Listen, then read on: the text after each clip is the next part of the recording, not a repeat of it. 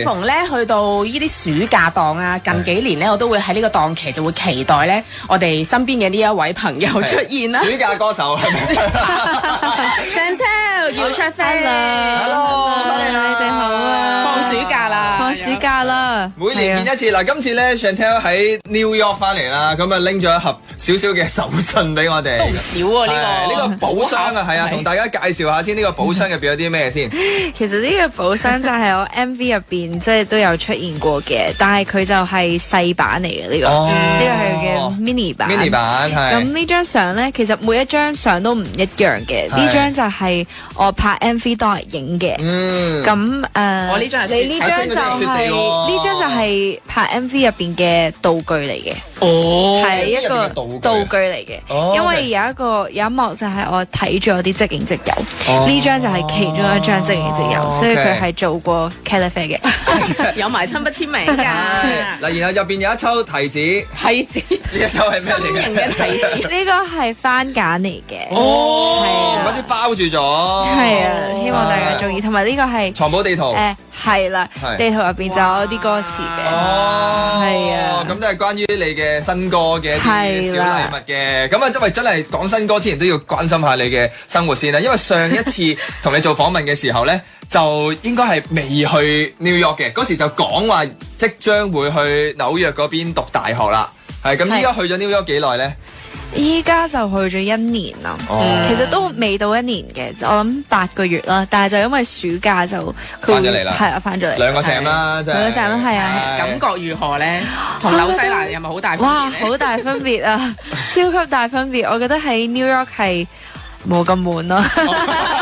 我哋依家可以講翻，其實紐西蘭嗰邊咧好悶嘅。我淨係睇羊嘅。我記得上聽講佢話佢成日都喺間房度，一係做音樂啊，一係就讀書啊，即係冇乜。拍骨咯，同埋一係就出翻去翻唐人街嗰邊拍骨，咁啊冇其他特別。係啊，我記得我都有喺呢度講過，我係好中意去正骨咯。佢估唔到去到紐西蘭都係拍骨噶嘛，搞笑。咁啊嚟到 New York 就大城市啦，就兩個完全唔同嘅 vibe 啦。一開始去到嘅時候難唔難適應先？唔難適應，因為佢都係一個城市啦，即係同香港好相近嘅，就係啲人都係好匆忙嘅。咁同埋我覺得成日都係最容易適應就係啲人好 chill 咯，即係好 chill 好過去到嘅時候先發現佢哋好長咯。係啊，咁所以我覺得我係減慢咗我個 pace 好多嘅喺嗰邊。雖然佢哋紐約嗰邊係急速，但係都即係對比起香港咧。佢哋都係算慢啲嘅。佢哋有一個休息嘅時間咯，即係佢哋係可能係喺嗰個時間內佢會好急速，跟住可能佢話我2點之後唔做嘢㗎，佢2點之後佢就好 chill 㗎啦。跟住之後就你會見到熄咗個掣嘅佢會。係啦，好多人就開始喺度行街啦、散步啦、放狗啦，所以成日都會有好多人放狗㗎嗰度。係咁，大學嘅生活咧又係點樣咧？好真係好開心，多彩多姿，多彩多姿嘅，因為有身邊好多朋友都係讀音樂嘅，咁佢哋間房有啲就會有晒啲咪啊、啲琴啊，跟住佢住喺我樓下，咁我有時就想唔想一齊寫歌？佢想，咁我就去同佢一齊寫歌，咁樣彈下琴咁樣，所以都好開心咯。即係其實都係識過另一班新朋友噶咯，係啊，完全一個新嘅生活，完全係新嘅，同埋佢哋好多都係音樂好勁，或者佢爸爸媽媽都係做音樂嘅咁樣。即係有好多呢啲，即係喺香港未必會識到，或者好難先會識到嘅朋友咯。同埋幾正嘅，你即係幻想應該係都係住宿舍啊，或者同啲同學住埋一齊咁樣啦。即係樓上樓下或者上落2層咧，就隨時都可以敲門揾到個 friend。喂，阿 Mary 啊，我哋今晚又瞓唔着啊，咁啊又寫首歌啦，咁樣就已經可以噶啦嘛。係啊，我有個朋友都係，即係我哋有一次就係話瞓唔着，咁我哋不如落去樓下間超市行下啦。咁行完翻嚟咧，就開始寫歌啦。咁好有電影嘅畫面喎！突然之間行上行落，咁樣好開心啊！但係你識咗新朋友，即係雖然大家都有一啲音樂底子啦，咁係咪都會互相交流下？即係你會唔會可能透露下你嘅身份啊？又俾啲你嘅歌去聽下，即係大家交換下咁樣呢？一開始我係冇透露身份嘅，都係隱姓埋名啊。係啊，我好驚，即係一開始介紹自己就係話自己係一個歌手咁樣，跟住之後就有好多人問問題，同埋係啊，好好奇嘅。係啊。咁如果喺班房咧，即係通常第一堂都係咁樣噶嘛，逐個起身講一兩，或者通常美國有咁樣嘅講一兩個自己嘅 fun fact 咁樣嘅，通常起身介紹。咁你唔講歌手，你講咩咧？因為我第一次講 fun fact 嘅時候咧，我記得嗰個禮拜咧，我係飛咗3次，即係我係好似來回飛嚟飛去咁樣，即係我要去好多唔同嘅地方啦。咁所以我就講咗呢個 fun fact 咯。我就冇講我自己，重就輕，我就冇講即係自己係咩歌手。咁但係我發現呢，原來大家係唔會特別去好好奇或者擺晒啲 attention 喺你度嘅。即係我好驚就係呢樣嘢。但係我之後發現，因為身邊有好多同學原來都係 artist 咯，即係佢哋未必係好出名或者出好多歌嘅，但係佢哋都會不斷自己做音樂啦。就算 Spotify 得3個人聽，佢都會自己擺上去。即係有好多呢啲獨立音樂人啦，獨立嘅音樂人，但係佢哋又冇簽唱片公司，即係純粹自己係好中意音樂，所以就自己去做呢啲嘢咯。咁喺呢個氛圍當中成長咧，或者喺呢度過生活咧，其實真係好正㗎喎。你會發覺同啲同學仔一齊寫歌啊，或者 jam 嘢嘅時候啊，同香港嘅音樂人啦去合作嘅時候，有啲咩唔一樣？係咪再 chill 啲、再輕鬆啲咧？好輕鬆，我覺得呢個係其中一樣嘢，就係佢哋冇一個框架咯，即係我哋隨心啦，即係。你又彈，我又唱，或者我又寫定啲詞，跟住我哋又哼咁樣，即係成個 process 係好 go with the flow 咯，即係好 chill 咯，隨心啊真係。咁有冇一齊話約埋去表演嗰啲啊？係啦 busking 咁會唔會嘅咧？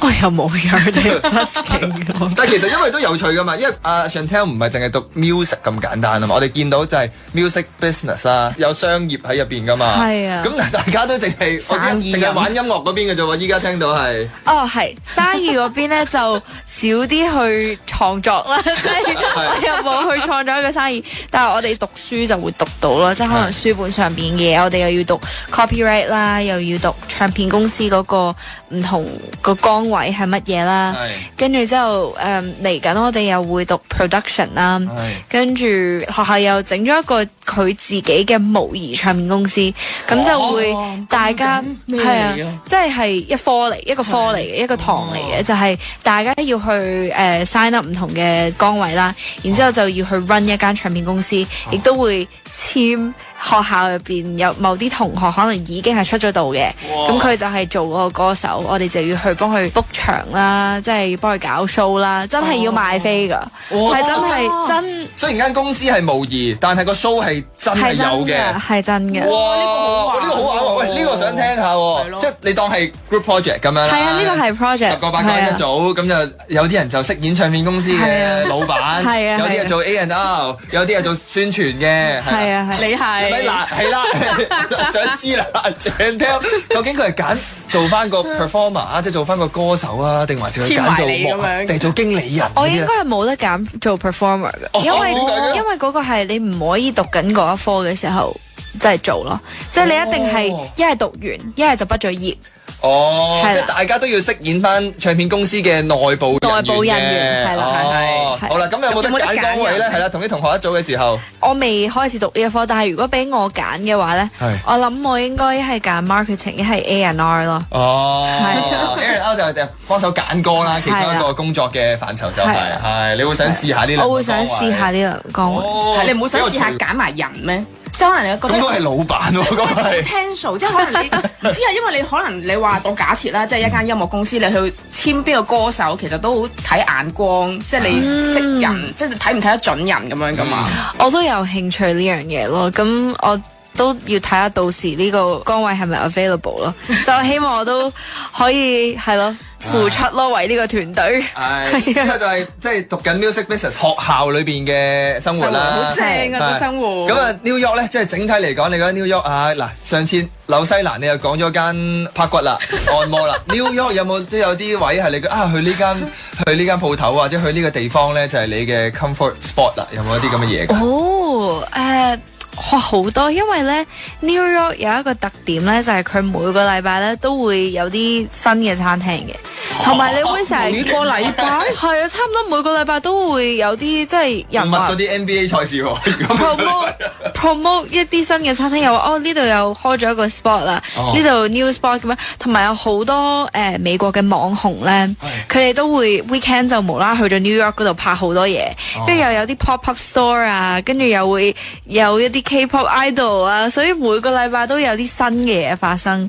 咁所以我都係好跳嘅，有時又去呢度，有時去嗰度，我都唔會定喺同一個 spot，因為 New Zealand 選擇就冇咁多啦。咁所以咧就都係來來去去都係嗰幾個地方。咁仲使唔使繼續正骨咧？要唔要都揾翻呢個鋪頭？佢而家唔係啦，佢而家跳緊啊！即係佢有時咧佢就會揀 matcha latte， 有時咧佢就去咗 Pilates 嗰啲。係啦，真係係啦，冇錯。係。咁但係頭先我哋咪後都有提及一樣嘢嘅，就係話點解你趁呢個機會唔留喺美國咧？因為而家即係世界盃啊嘛，即係可以感受嗰個熱烈嘅氣氛。世界盃之餘啦，啱啱又即係 NBA 就係因為紐約嗰隊波係事隔唔知20幾30年啦，再次攞到 NBA 嘅總冠軍。咁你喺網上邊睇到啲片咧，哇，好多人啊！係唔係好多人不特止啊？即係哇，大家上街慶祝啊，擒咗上去嗰個燈柱嗰度啊，最熱烈慶祝啦，好危險啊，唔好學。係，總之狂歡啦嚇咁樣。咁啊，我就問 Chantel 有冇睇到呢啲畫面啊？佢就答我翻咗香港。都好彩係翻咗香港，因為要翻嚟香港先可以錄佢呢一首歌係咪啊？全新作版《想飛之內心獨白》。哇！呢個歌名聽落都有少少深奧啊，要去諗一諗啊。點解 Chantel 19歲嘅一個女仔會突然之間有一個咁深奧嘅作品呢？我諗係因為呢，即係呢年入邊啦，或者呢段時間去咗外國讀書之後呢，發現自己同屋企、同香港、同個樂壇有少少遠啦。同埋有少少覺得係我係咪唔應該兩邊咁樣 balance，因為好辛苦。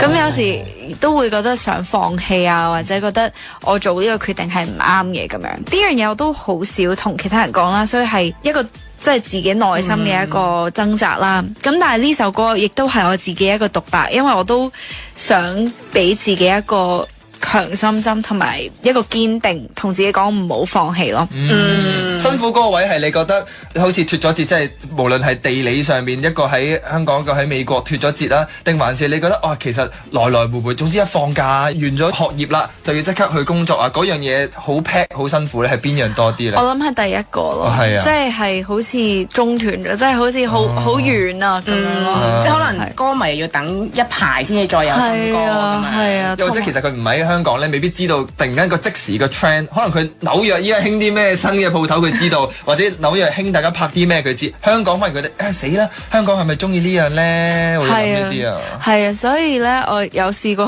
都 download 咗903，即係商台係即係電台嘅 app， 跟住我都會聽下你哋即係呢排興啲咩，大家個話題係講緊啲乜嘢？係咁而家就呢首作品就出咗，即係其實你已經諗好咗啦，係咪已經解決咗，即係叫做諗通咗嗰個煩惱咧？我諗都未係完全解決嘅，即係唔可以話解決，但係都會提自己咯。我諗呢個係最好嘅方法，你都解決唔到嗰個係掙扎，因為呢啲掙扎可能係無啦啦突然之間就會嚟咯，即係突然之間就會同自己講，唉，最衰你嚟咗啦，或者如果唔係你而家可能已經係做緊好多唔同嘅嘢啦，可能而家有啲咩 show 啊，點樣，即係哇，我真係可以見到你啲 fans，即係會有呢啲自己俾自己嘅聲音咯。咁但係我成日都會提自己，你喺呢度學到嘅嘢，即係如果你留喺香港，你未必可以學到。你識嘅人，你而家有嘅朋友，你可能如果你唔嚟嘅話，就永遠都唔會遇到佢哋咯。係，嗰啲都真係嘅。通常啲人都係咁樣嘅，即係有依家呢個年代咧，有好多人都會去外國讀書啊，或者去唔同地方去見識啊咁樣咧。你去到外國嘅時候咧，大家會掛住，哎呀，留喺香港咧就可以見到多啲啊，或者跟貼個 trend 啊。但係當你讀完書啦，我當你過幾年啦，完成咗你嘅學業，翻嚟香港嘅時候咧，好彩去咗，你會調翻轉諗啊，好彩我有紐西蘭呢幾年，再加埋 New York 呢幾年，然之後你會覺得唔夠。你會反而唔捨得，哎呀，去嗰度早知 explore 多啲地方啦，或者去多啲唔同嘅地方玩啦，咁樣都有可能係咁樣嘅，所以就你要諗咯，即係有得必有失嘅，你一定會覺得去到嗰邊你又有得咁樣同啲同學仔一齊 jam 歌啊，一齊有一個虛擬嘅唱片公司啊，嗰啲 experience 喺香港咧就未必會有嘅。咁我覺得都可以係一種幾獨特嘅經歷嚟嘅。咁有冇真係將呢啲心聲去同作曲人啊或者填詞人啊去分享啊？定還是成首歌係點樣得到嘅咧？其實成首歌咧就係喺一個 demo 嘅 file 嗰度攞出嚟嘅。咁就係我聽咗好多個 demo 之後篩選咗之後咧，就唔知點解呢首歌嘅 melody 就喺我個腦入邊，即係不斷 loop 啦。就係尤其是嗰個 melody 啦，我就係咁聽，即係唔知點解喺我個腦入邊係咁 loop 啦。跟住我就發現，呢首歌好似好有 potential 喎，咁樣，同埋聽落去都好舒服，所以就揀咗呢首歌。咁但係詞方面呢，其實因為嗰段時間我已經係 feel 緊嗰個同樂壇有啲距離，嗰個感覺，咁所以就有想放棄嘅念頭啦，或者想索性不如 take 一個 break 唔讀住啦，有呢個念頭嘅。咁但係我就去到 New York 又想 take 一個 break 啊？唔係啊，又想再啱啱唔係 take 完個 break 咗？唔係，即係我放假翻嚟亂嘅時候，係啊，心亂嘅時候就會諗多。咁我都係比較多嘢諗嘅一個人嚟嘅，咁所以咧就嗰陣時候就有啲掙扎啦。咁又覺得自己唔應該放棄。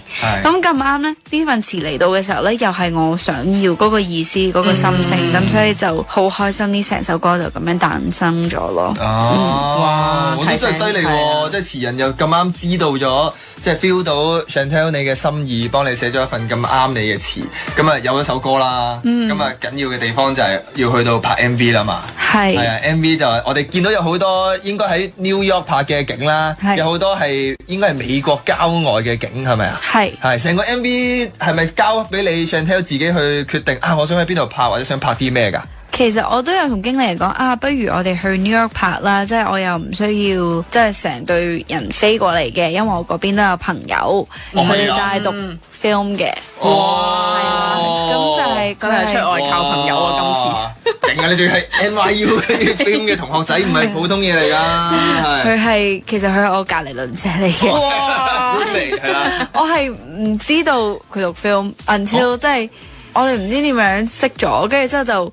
原來你係讀 film 㗎咁樣，咁我就再揾翻佢嘅時候就，不如你幫我拍啦咁樣咯。咁佢係即係香港嘅同學仔定還是佢係即係美國本地人嚟㗎？佢係爹哋媽咪香港人，但係佢住 California 嘅，即係佢係唔識廣東話，係啊，唔識睇中文。咁啊聽你首歌就 What does it mean？ 唔知講緊乜嘢，講乜嘢㗎？俾旋律感動。係啦，咁所以就呢樣嘢係一個困難之處啦，就係佢未必知道成個 MV 需要嗰啲 shot 係點樣拍咯，因為同埋呢個佢第一個 MV， 冇拍過 MV， 一嚟就嚟廣東話，仲要係佢真係唔識嘅語言啦。咁你又幾信任佢喎？因為我睇佢啲作品，佢啲作品係我覺得係好靚，同埋佢用嘅色啦都好靚，同埋佢係一個好好嘅 editor 嚟嘅，即係佢剪接都好勁嘅，咁所以就。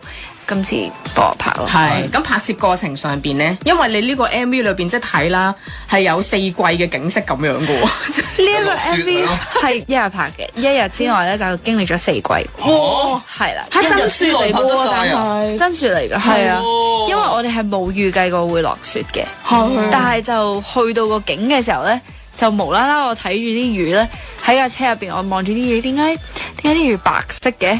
就原來係雪嚟嘅。咁即刻拉埋一邊啦，架車就即刻落車拍咯。哇！就呢個勁咯。係啊，但係就好凍咯。係咯，你着背心我係完全唔知道會落雪。咁本身係諗住影一個瀑布嘅，咁但係就冇咗啦個瀑布，因為俾啲雪遮住晒，都其實睇唔到。咁所以最後尾就影咗喺個森林入邊，就好似個 Winter Wonderland 咁樣就影咯。好得意喎！喂，成個嗰個拍攝嗰個 project 啦，我當呢一次個 project 係咪真係你同頭先嗰個 California 嘅朋友仔啦，再加埋佢嘅幾個 friend， 咁啊大家一齊 road trip 啊，揸架車去紐約嘅近郊咁樣拍啦，係咪？去睇下，使乜事前睇咗景先？睇咗景嘅，因為嗰邊有一個好好嘅監製朋友啦，佢係香港人嚟嘅，咁但係佢喺 New York 住咗好多年啦，同公司都係有合作過嘅。OK，咁所以佢就係去負責策劃呢成件事嘅一個人啦。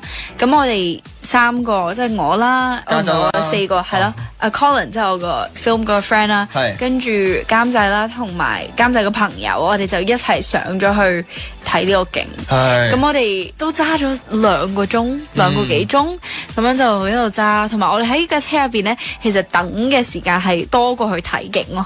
我喺車度可能瞓咗加埋係6個鐘咁樣，好誇張。因為我哋揸上去2個鐘啦，跟住又要揸去再多1個鐘啦，跟住其實回程都兜嚟兜去，輪流揸車㗎係嘛？一個人揸。好朋友，好朋友，真要多一個助手，因為佢哋要專心，一個要專心拍攝啦，佢哋諗一間嗰啲景啦，我幫佢兜啦，咁樣啦。但係啲景真係好靚，係好靚嘅。我最中意就係綠色大草地嗰個，係喺間屋嗰度望出去。係啊係。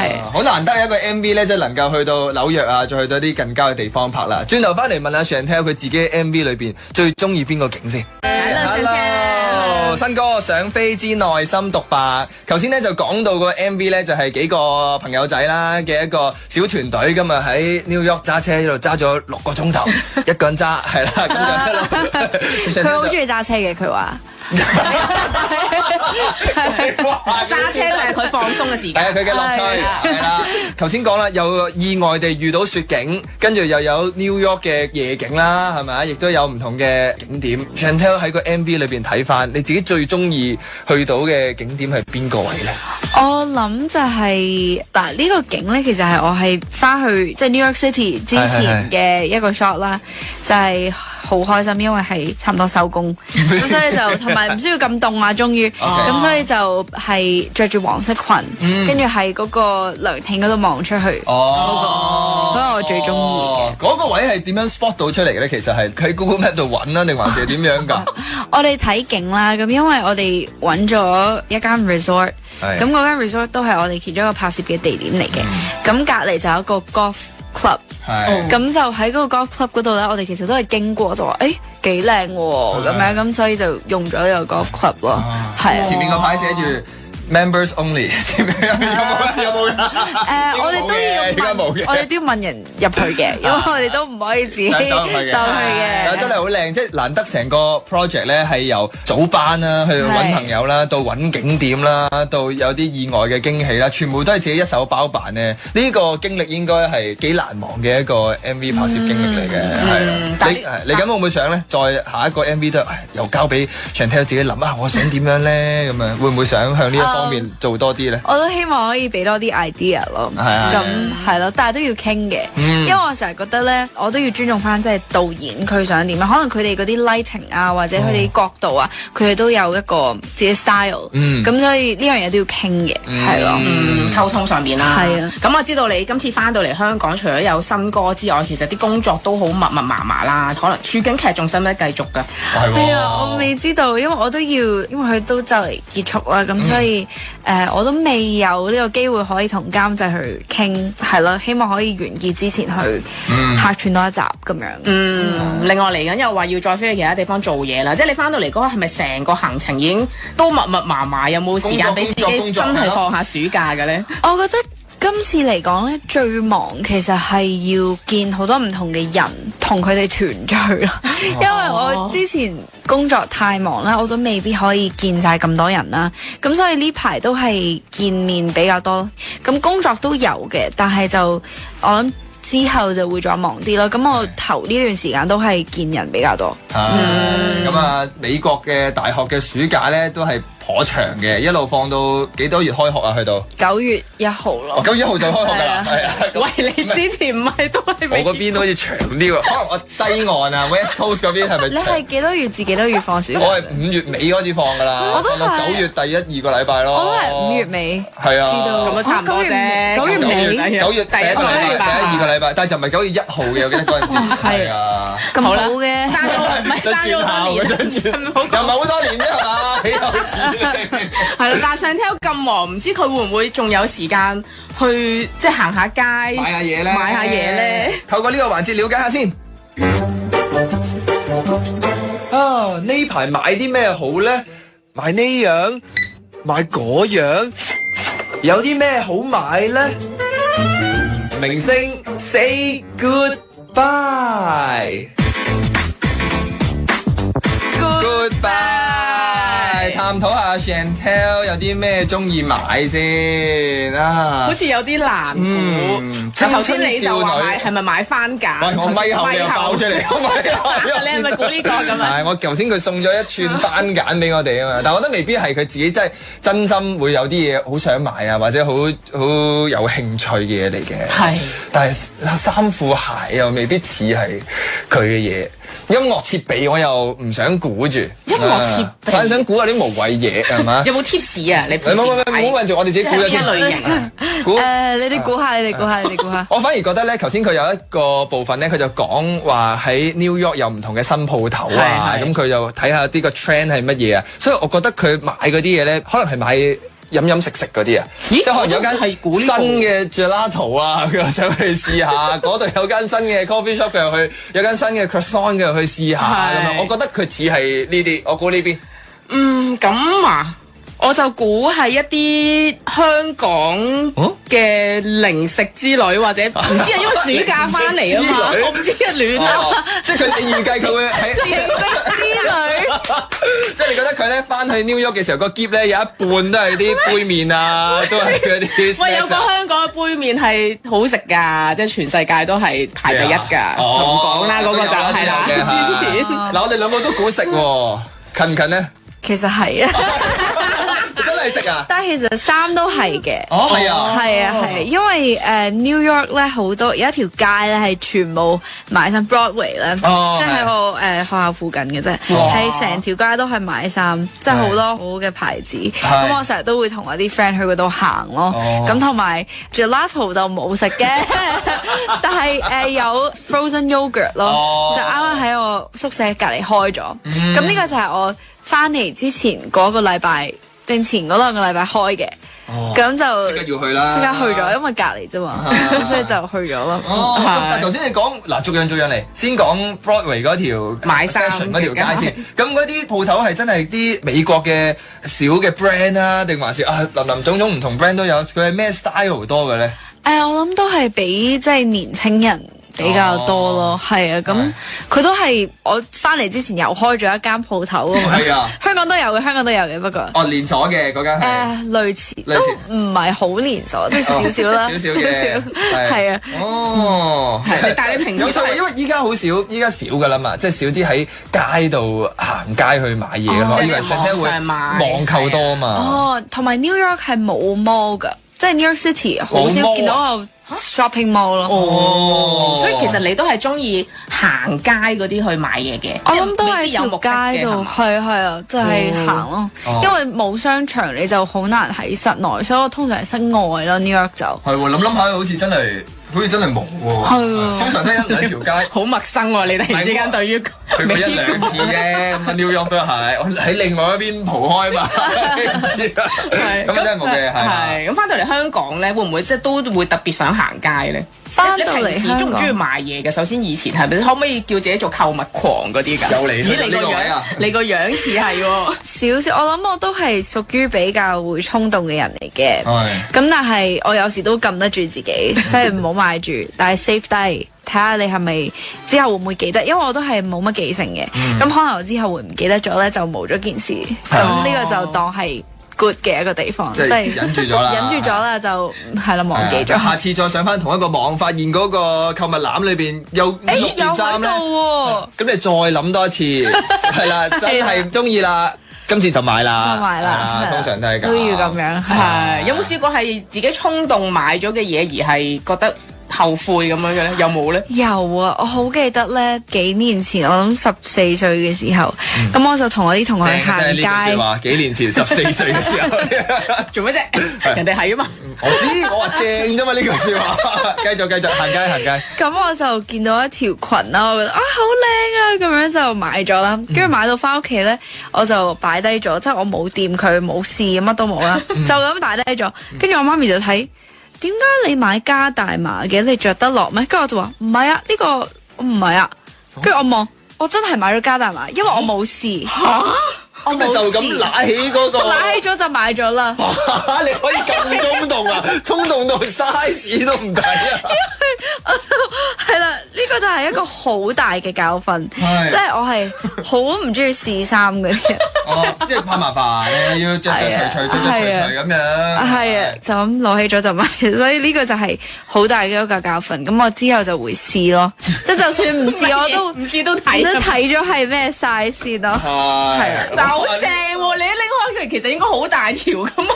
係，但係我就啦，咁佢真係純粹係好中意啊，係咪啊咁樣咯？同啲朋友一齊應該都係咁樣嘅。佢連擺個身度度一度嗰個動作係咪都冇啦，係啦，佢就係咁樣。